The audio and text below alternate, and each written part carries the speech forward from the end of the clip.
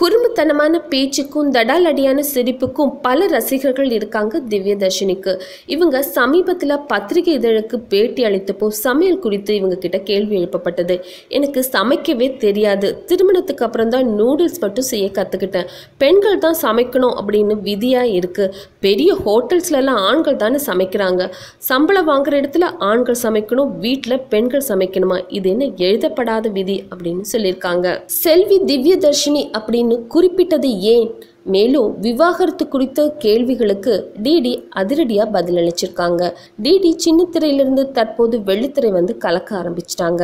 இந்த நிலையில பவர் பாண்டியில இவங்க பேருக்கு முன்னாடி செல்வி அப்படின்னு குறிப்பிட்டு இருந்தது பலரையும் கேள்வி எழுப்ப வச்சிருக்கு.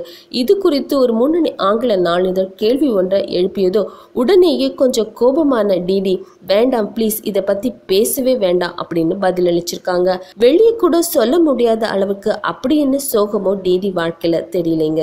இந்த செய்தி பிடிச்சிருந்தா லைக் அண்ட் ஷேர் பண்ணுங்க. மேலும் நேட்டிவி ஃபார் சேனலை சப்ஸ்கிரைப் பண்ணுங்க.